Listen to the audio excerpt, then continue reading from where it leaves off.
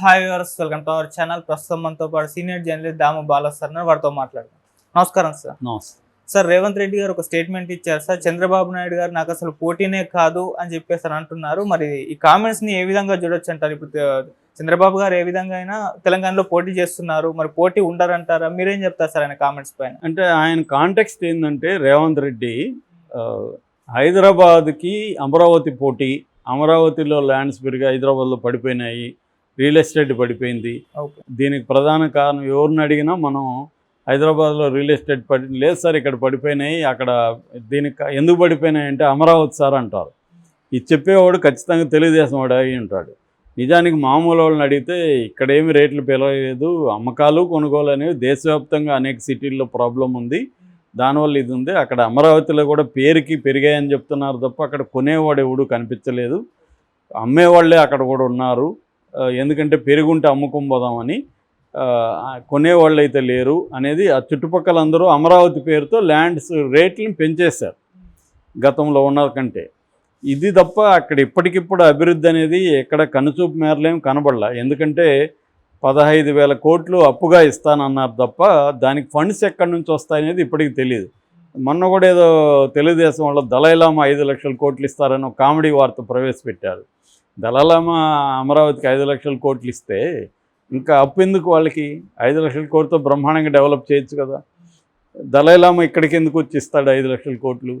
So ఇదంతా ఏంటంటే ఏదో డ్రామా చేస్తూ నడుపుదాం, వీలైనంత పోస్ట్పోన్ చేసుకుంటూ వద్దాం అనేది చంద్రబాబు టాక్టిక్స్. అయితే ఇక్కడ రేవంత్ రెడ్డి కాంటెక్స్ట్ ఏంటంటే, రేవంత్ రెడ్డి 15 రోజుల పాటు అమెరికా, సౌత్ కొరియా తిరిగి వచ్చాడు, వరల్డ్ బ్యాంక్ ప్రతినిధుల్ని మీట్ అయ్యాడు, కొంత ప్రోయాక్టివ్గా పనిచేస్తున్నాడు. సో ఆయన నిన్న ఇక్కడ కాగ్నిజెంట్ సంస్థ కొత్త ఆఫీస్ ఓపెన్ చేసింది. దాదాపు 16 అంతస్తుల బిల్డింగు, 10 లక్షల ఎస్ఎఫ్టీ, 9,000 మంది ఎంప్లాయీస్తో ఒక కొత్త ఆఫీస్ ఓపెన్ చేసింది. దాన్ని ప్రారంభిస్తూ ఆయన అనేక విషయాలు మాట్లాడాడు. ఆయన మాట్లాడింది ఏంటంటే, కాగ్నిజెంట్ సంస్థ మొత్తంగా ప్రపంచవ్యాప్తంగా తీసుకున్నప్పుడు 3,46,000 మంది పనిచేస్తారు కాగ్నిజెంట్లో. అందులో ఇండియాలో 2,40,000 మంది పనిచేస్తే హైదరాబాదులో 57,000 మంది పనిచేస్తున్నారు. ఇది ఇంకా పెరిగి 1 లక్ష కావాలని నేను కోరుకుంటున్నాను అనేది చెప్పాడు. దాంతోపాటు ఆయన విజన్ కూడా చెప్పాడు. నిజామేమో హైదరాబాద్ నిర్మించాడు, బ్రిటిష్ వాళ్ళేమో సికింద్రాబాద్ని డెవలప్ చేశారు. తర్వాత నేదురుమల్లి జనార్దన్ రెడ్డి హైటెక్ సిటీని ప్రారంభిస్తే చంద్రబాబు, వైఎస్ఆర్ సైబరాబాద్ని డెవలప్ చేశారు. ఇప్పుడు నేను ఈ 3 సిటీలు ఆల్రెడీ ఇప్పుడు హైదరాబాద్లో ఉన్నాయి, హైదరాబాదు, సికింద్రాబాదు, సైబరాబాదు. నేను దీన్ని ఇప్పుడు ఫీచర్ సిటీ పేరుతో 4వ సిటీ నేను పెట్టబోతున్నాను, కాంగ్రెస్ పార్టీ పెట్టబోతుంది. సో 4 నగరాలుగా హైదరాబాదు విరజల్లుతుంది అని చెప్పాడు. అప్పుడు కొంతమంది విలేకరులు ఏంటంటే, మీ ఇట్లా అమరావతి అంటున్నారు కదా, మీకు పోటీ అంటున్నారు, చంద్రబాబు వచ్చాడు కదా అంటే, అసలు నాకు పక్క రాష్ట్రాలతో పోటీ కాదు, నాకు ప్రపంచంతో పోటీ అన్నాడు ఆయన. అంటే అర్థమేమి? చంద్రబాబు నాకు పోటీ కాదు, ఏ రాష్ట్రం కూడా నాకు పోటీ కాదని మళ్ళీ కవర్ చేసుకుంటూ కాంగ్రెస్ని, పక్క రాష్ట్రంలో కాంగ్రెసే ఉంది బెంగళూరులో. అంటే ఆయన చెప్పదలుచుకుంది ఏంటంటే, బెంగళూరుకి, చెన్నైకి, అమరావతి కంటే కూడా హైదరాబాదులో గొప్ప ఫెసిలిటీస్ ఉన్నాయి. అంటే ఇక్కడ ఇది సిటీ పెద్దది, తర్వాత ఇంటర్నేషనల్ ఎయిర్పోర్ట్ ఉంది, తర్వాత అవుటర్ రింగ్ రోడ్ ఉంది. ఇవన్నీ మిగతా సిటీస్కి లేదండి. నిజానికి ఇది అబద్ధం. పక్కన బెంగళూరుకి ఇంటర్నేషనల్ సిటీ ఉంది, అవుటర్ రింగ్ రోడ్ ఉంది బెంగళూరులో కూడా. బెంగళూరు కూడా ఇక్కడతో పోలిస్తే క్లైమేట్ బ్రహ్మాండంగా ఉంటుంది. ఆ రకంగా బెంగళూరులో కూడా ఐటీ రంగానికి, ఫార్మా రంగానికి, రకరకాల దీనికి ఇది ఫ్రంట్ ఆఫీస్ ఆఫ్ అమెరికా అని కూడా దానికి పేరు.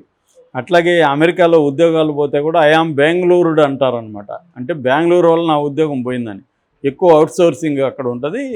హైదరాబాద్తో పోలిస్తే బెంగళూరు ఐటీ రంగంలో ఫార్ అడ్వాన్స్డ్గా ఉంటుంది. ఈ మధ్య పూణే కూడా బాగా అడ్వాన్స్డ్ అవుతుంది. అలాగే వివిధ నగరాలు వివిధ పద్ధతిలో ఉంటాయి. ఖచ్చితంగా హైదరాబాద్కి అడ్వాంటేజ్ ఉంది. కాకపోతే అమరావతితో పోలిస్తే రేవంత్ రెడ్డి చెప్పింది 100% వాస్తవం. ఎందుకంటే అమరావతి అని పేరుకే కానీ, పేరు అదేదంటారు, పేరు గొప్ప ఊరు దిబ్బ అన్నట్టు అదేమి ఇంకా ఏమీ లేదు దాంట్లో. అమరావతి నగరంలో కొంతవరకు ఆంధ్రప్రదేశ్లో వైజాగ్కి కొంత ఈ ఫీచర్ ఉంది తప్ప, అమరావతిని బిల్డప్ చేయాలంటే ఆయన ఎవరు బాలకృష్ణ చెన్నల్లుడే చెప్పాడు ఆ మధ్య 20 ఏళ్ళు పడుతుంది మినిమం అని. ఇప్పటికిప్పుడు ఒక నగరాన్ని ఇమ్మీడియట్గా చేసేయడం అనేది అంత ఈజీ కాదు. ఇన్ఫ్రాస్ట్రక్చర్ ఇవన్నీ టైం పడుతుంది. దానికి ఖచ్చితంగా 20 ఏళ్ళన్నా పడుతుంది. 20 ఏళ్ళలో హైదరాబాద్ ఇంకా డెవలప్ అవుతుంది కదా. ఏం చెప్పినట్టు ఇంకొక సిటీ కూడా రావచ్చు. కాబట్టి అమరావతి దీనికి పోటీ అనేది ఏమీ లేదు. కాకపోతే ఆంధ్రప్రదేశ్కు ఉండే అడ్వాంటేజెస్ ఆంధ్రప్రదేశ్కు ఉన్నాయి. అది కొత్తగా ఏర్పడిన రాష్ట్రం, దానికి హైదరాబాద్ లేదు. ఇక్కడ కూడా హైదరాబాద్ లేకపోతే తెలంగాణ వెనుకబడిన ప్రాంతంగానే ఉండిపోతుంది. ఎందుకంటే ఇది హైదరాబాద్ కాపాడుతుంది. ఉమ్మడి రాష్ట్రంగా ఉన్నప్పుడే హైదరాబాద్ నుంచి 45% ఉమ్మడి రాష్ట్ర ఆదాయం ఉండేది. ఎందుకంటే ఇక్కడ ఆంధ్రప్రదేశ్లో పనిచేసే అనేక ఆఫీసుల హెడ్ క్వార్టర్స్ కూడా ఇక్కడే ఉంటాయి కాబట్టి ట్యాక్స్ ఇక్కడ కడుతుంటారు. ఆ రకంగా హైదరాబాద్ ఇప్పుడు సినిమా ఇండస్ట్రీ ఉంది. సినిమా ఇండస్ట్రీ ఆంధ్రాలో ఇన్కమ్ ఎక్కువ ఉంటుంది. దాన్ని 60% ఇన్కమ్ ఆంధ్రప్రదేశ్ నుంచి వస్తుంది సినిమా ఇండస్ట్రీ. కానీ వాళ్ళ ట్యాక్స్లు అంతా ఎక్కడ కడుతుంటారు? హైదరాబాద్లో కడుతుంటారు, తెలంగాణలో కడుతుంటారు. సో ఆ రెవెన్యూ తెలంగాణకు, వాళ్ళకి రెవెన్యూ ఏమో ఆంధ్రప్రదేశ్కి వస్తుంది, వీళ్ళ నుంచి స్టేట్కి వచ్చేదేమో తెలంగాణకు వస్తుంది. ఇలాగా అనేక ఇండస్ట్రీస్ ఉన్నాయి. సో వీటన్నిటినీ అక్కడికి తీసుకురావాలంటే అంత ఈజీగా టేక్స్ టైము, సెంటర్ హెల్ప్ చేయాలి, ఇవన్నీ టైం పడుతుంది. చంద్రబాబు అయినా ఇంకొకరైనా గాల్లో నుంచి మ్యాజిక్ చేసి టోపీలో నుంచి పావురాయి అనేది తీలేరు. ఆయన చెప్పచ్చు ఊరికే సంపద సృష్టిస్తానని. సంపద సృష్టి అనేది ఒక రోజులో జరగదు. ఇప్పుడేమో సంపద సృష్టిస్తాన్న మాట ఇప్పుడు చెప్పట్లేదు కదా ఆయన. ఇప్పుడు అప్పులోనే కదా చెప్తున్నాడు. కాబట్టి ఆయనకి తెలుసు, అందరికీ తెలుసు. చెప్పేది ఏమైనా చెప్తారు. రాజకీయ నాయకులు చెప్పేవన్నీ వాళ్ళు నమ్ముతారని కాదు, ప్రజలు నమ్మిద్దాం అనేది వాళ్ళు ట్రై చేస్తారు. వాళ్ళకి తెలుసు. కాబట్టి రేవంత్ రెడ్డి చంద్రబాబు షాక్ ఇచ్చాడా అంటే ఒక రకంగా ఇచ్చాడు. ఎందుకంటే ఆ మిత్ని బ్రేక్ చేశాడు. అమరావతిలో అంత సీన్ లేదనే విషయాన్ని చంద్రబాబు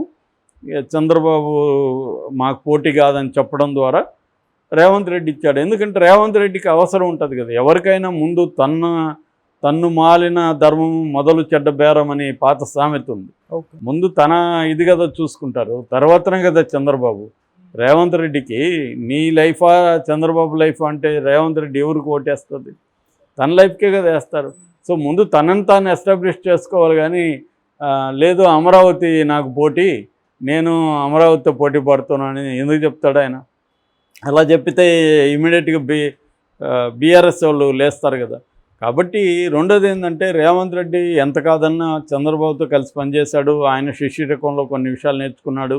ఇప్పుడు కూడా అది ఉంది. ఆయన చేసేది ఎంత అయితే చెప్పేది ఎంత అన్న ఒక హంగామా అయితే క్రియేట్గా కనబడుతుంది. ఆయన చెప్తున్నది అయితే ఈ 15 నెలల్లో 31,500 కోట్ల ఇన్వెస్ట్మెంట్లు వచ్చాయని చెప్తున్నాడు. అందులో జాబ్స్ కూడా 30,000 మందికి ఉద్యోగాలు వస్తాయని కూడా చెప్తున్నాడు. మరి అదంతా కూడా మెటీరియలైజ్ అవ్వాలి.